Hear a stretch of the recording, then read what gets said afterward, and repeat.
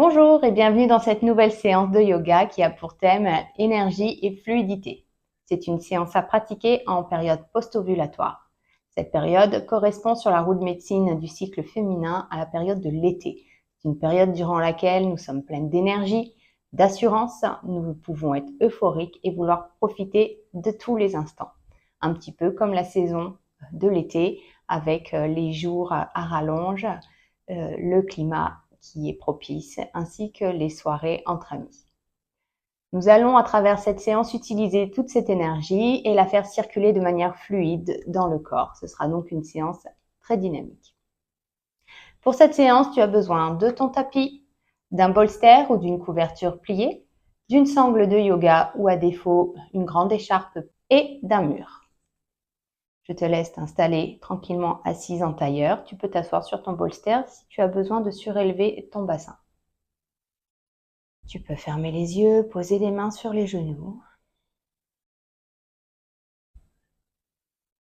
Revenir à l'instant présent. Faire le point sur tes ressentis corporels.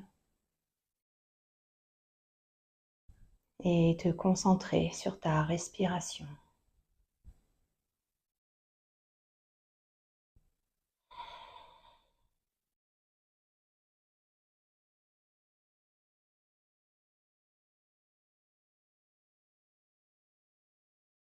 Pour commencer cette séance, nous allons pratiquer la respiration Nadi Shodhana, qui est une respiration alternée.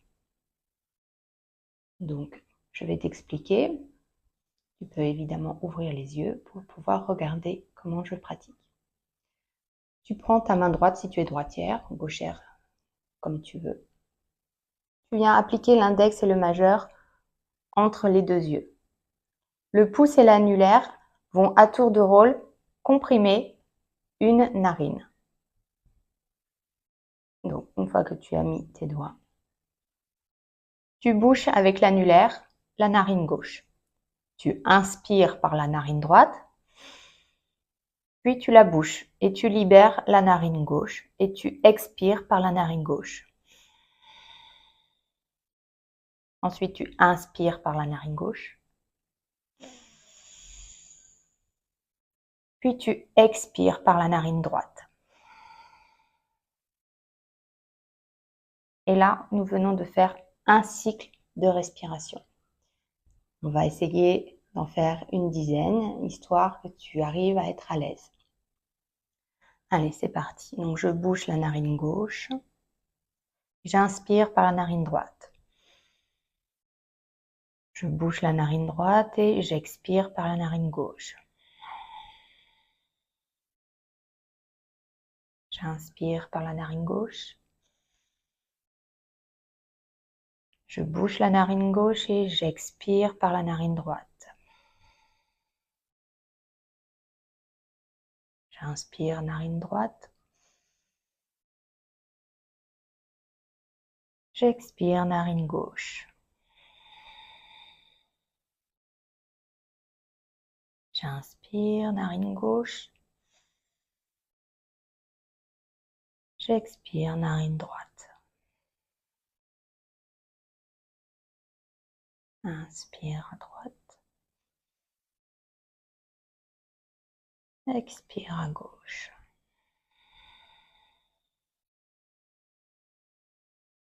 Inspire à gauche. Expire à droite. Inspire à droite. Expire à gauche. Inspire à gauche. Expire à droite.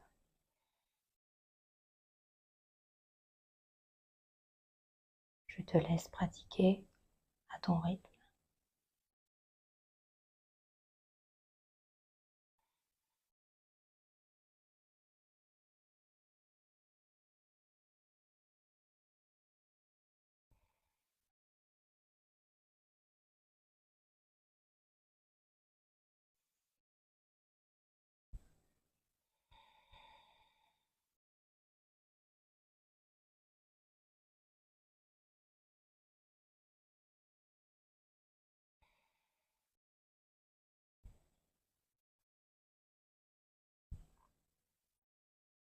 Et quand tu as terminé ton cycle respiratoire, reprends une respiration normale, apaisée.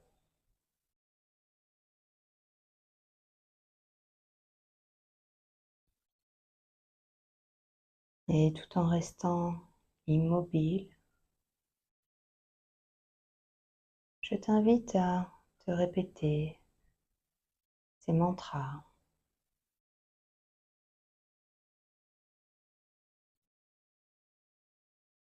Je ramène du mouvement dans mon corps pour faire circuler l'énergie. Je ramène du mouvement dans mon corps pour faire circuler l'énergie.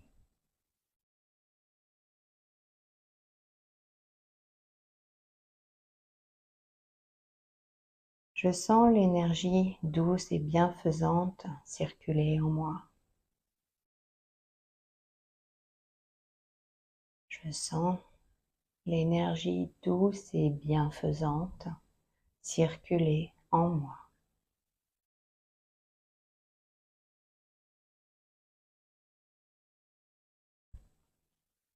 Et quand tu seras prête, tu pourras ouvrir les yeux.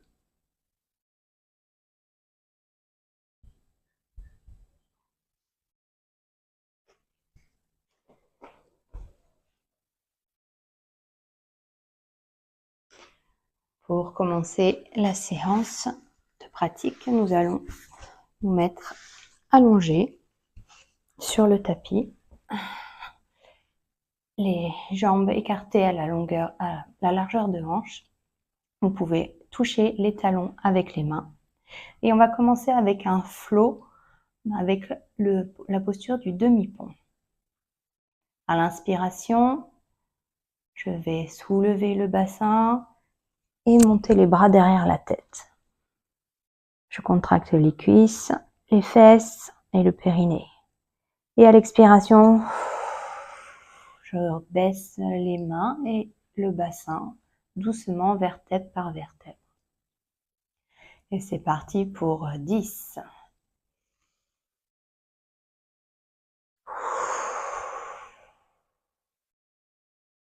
J'inspire. J'expire. J'inspire, je contracte les cuisses et je lève le bassin le plus possible. J'expire. J'inspire. Je serre les fesses. J'expire, je redescends. Encore. Je monte le plus possible et je redescends. Encore 5.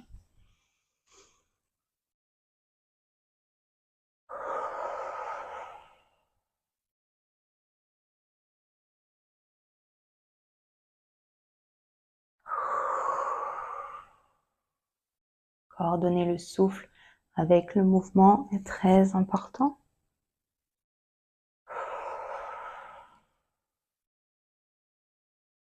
Encore 2.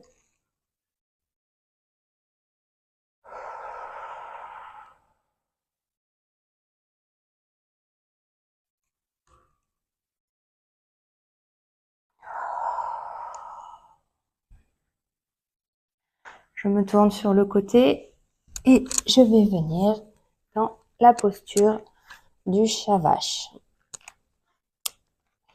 Donc à 4 pattes, les mains bien en dessous des épaules. Je peux crocheter les orteils derrière pour plus de stabilité. À l'inspiration, je vais venir faire la vache. Donc, je vais tourner mon bassin pour creuser le dos et lever la tête vers le plafond. On ne force pas, si les cervicales font mal, on s'arrête là où c'est possible. Et au niveau du dos, on fait aussi attention de ne pas se faire mal au niveau des lombaires. C'est pas le but. Et à l'expiration, mon bassin se rétroverse Et je pousse sur mes bras pour arrondir mon dos le plus possible et je rentre le menton en dernier. J'inspire, tout part du bassin. Et j'expire, hop, le bassin se rétroverse. Et je fais le dos rond en poussant dans les épaules. Les omoplates s'éloignent le plus possible. J'inspire. Et j'expire. Encore une fois, j'inspire. J'expire.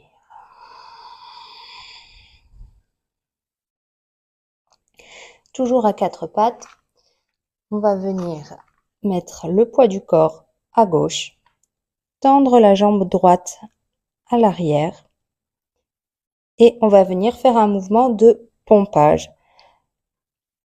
Je pousse avec le pied vers l'extérieur et je reviens vers l'avant. Le pied reste au sol. On sent que du coup ça travaille dans le mollet. Je contracte également la cuisse et on pompe.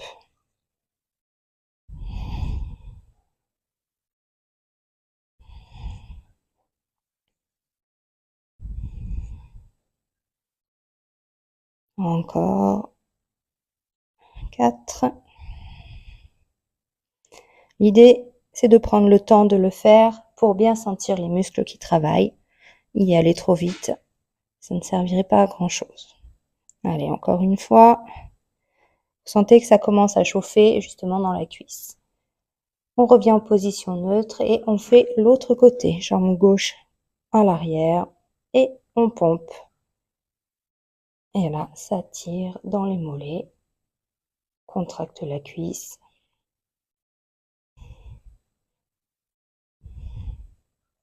4, 5, 6, 7, 8, 9 et 10. Je vous invite à vous mettre à genoux. On va se relever et pour ça, on va contracter les cuisses, contracter les fesses et se relever d'un seul bloc. Ensuite, la posture du chevalier servant. Une jambe pliée, on s'appuie dessus et je me relève. Maintenant, on va faire les salutations au soleil. On va en faire 2 où on va alterner les côtés. Salutations au soleil, c'est un enchaînement de plusieurs postures. On commence en position droite, les pieds écartés à la largeur des hanches. Le bassin est rétroversé, on serre les fesses pour maintenir. On contracte également les cuisses. Mon dos est droit. Vu que le bassin est rétroversé, je n'ai pas de cambrure. Les bras le long du corps. Posture de la montagne. Je prends le temps, je respire. À l'inspiration, je lève les bras au ciel. Je m'étire. Et à l'expiration, je viens poser les mains au sol. On prend le temps. Ça tire derrière les genoux. Ensuite, on va lancer la jambe gauche derrière afin de prendre la posture de la fente basse. Là, plusieurs solutions. Soit vous pouvez rester comme ça, soit vous pouvez poser le genou, soit vous décollez les mains en appui sur le pied à l'arrière. Et on maintient la position. Je mets les mains au sol. Et là, j'arrive en posture chien tête en bas. Les 2 pieds à l'arrière du tapis. Les talons ne touchent pas le sol, ce n'est pas grave. Vous pouvez venir pédaler un petit peu à droite, à gauche. Voilà, pour détendre un petit peu. Quand vous vous sentez mieux, vous pouvez rester statique et vous poussez dans les bras pour avoir un dos bien plat. Les fesses montent vers le ciel.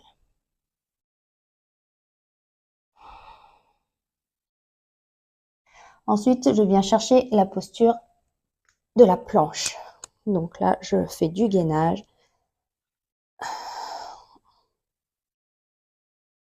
Puis, je plie les bras et je viens poser le corps sur le tapis. Les bras ne bougent pas, toujours de chaque côté de la poitrine et je relève en posture du cobra. Les bras restent pliés. Puis, je crochette les orteils et je repasse en chien tête en bas.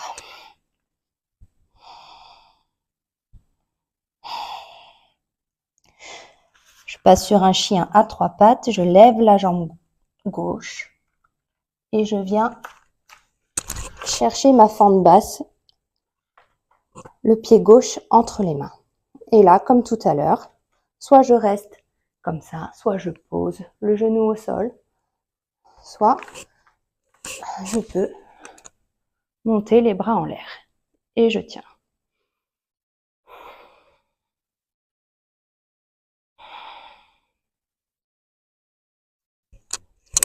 Les mains de chaque côté du pied et là, je ramène le pied droit à l'avant du tapis, à côté du pied gauche. Je retrouve ma position de la pince avec les mains au sol. Et pour remonter les bras au ciel, je peux plier les genoux, passer par la posture de la chaise et remonter les bras au ciel. Et je redescends en posture de la montagne. On va refaire une salutation au soleil en commençant cette fois par la jambe gauche. Alors, posture de la montagne. Je lève les bras au ciel. Posture de la pince. Les mains au sol. Le ventre le plus près possible des cuisses. Et cette fois, j'envoie donc la jambe droite à l'arrière du tapis pour venir dans ma fente basse. Toujours pareil, soit je reste comme ça, soit je pose le genou, ou bien je peux mettre les bras au ciel.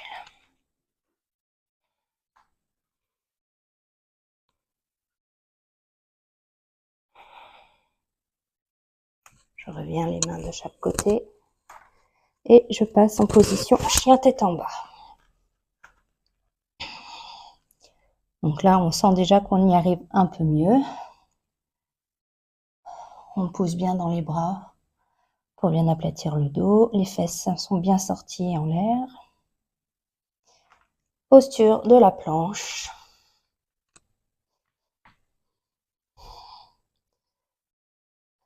Puis, je viens poser le corps sur le tapis, les mains de chaque côté de la poitrine.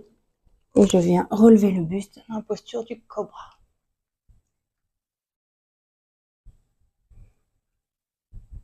Je crochette les orteils. Je retourne en posture chien tête en bas. Et cette fois, le chien à 3 pattes sur la jambe gauche. Je lève la jambe droite au ciel et je viens la mettre entre mes mains. La posture de la fente basse. Tu choisis la variation que tu souhaites.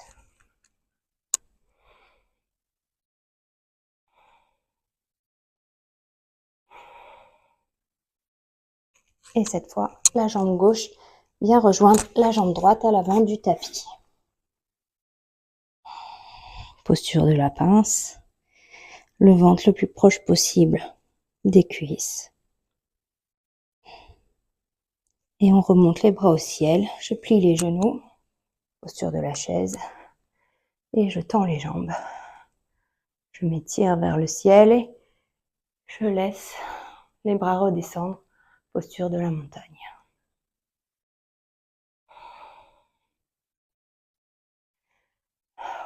Donc là, tu sens que l'énergie circule partout dans ton corps. Pour terminer, nous allons faire la posture. Voilà. Maintenant, pour la dernière posture, c'est une posture au sol. Je t'invite à venir t'asseoir. Tu peux tourner ton tapis, le coller contre le mur. Il faudra ton bolster et la sangle ou l'écharpe à proximité directe. Donc pour cette posture, Viparita Karani, il faut s'allonger les fesses contre le mur. Une fois que tu es en position, tu pivotes sur le dos, les jambes sur le mur. Tu lèves ton bassin et tu mets ton bolster ou ta couverture en dessous pour surélever ton bassin. Là, deux solutions possibles, soit tu restes les jambes tendues, soit avec la sangle ou l'écharpe, tu peux venir écarter les jambes en mettant autour de c'est juste sous les genoux pour maintenir la posture des jambes écartées. C'est plus facile et tu peux plus profiter de la position pour te détendre et respirer. C'est une posture qui favorise le retour de l'énergie. Une fois installé à ton aise, dépose-toi dans cette position. On va rester ainsi quelques minutes.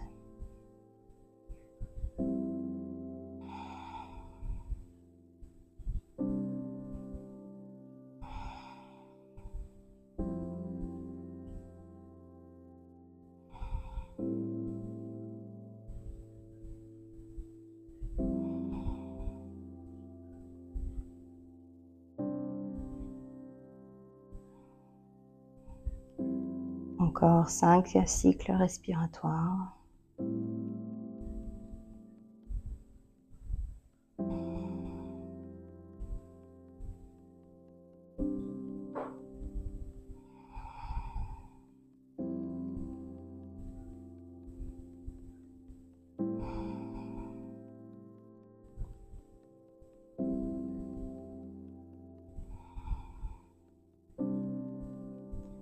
Voilà, à ta prochaine inspiration, tu peux sortir de la posture. Enlever le bolster qui est sous le bassin et rouler sur le côté pour prendre la posture finale de Shavasana, la posture du cadavre. Tu peux mettre ton bolster sous les genoux et venir t'allonger les paumes de main vers le ciel. Tout ton corps se détend. Les tensions s'en vont.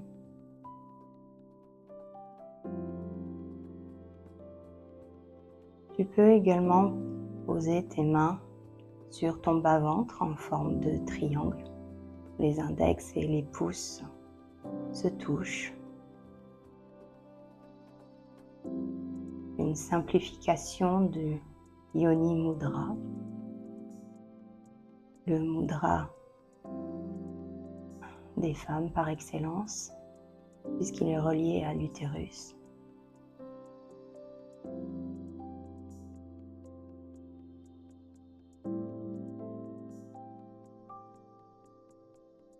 Et tu peux rester encore quelques instants dans cette relaxation. Tu peux également, si tu as du temps, faire la méditation du nettoyage et de la circulation de l'énergie. Ou bien arrêter la séance. C'est toi qui choisis. Je te remercie d'avoir pratiqué avec moi. Namasté.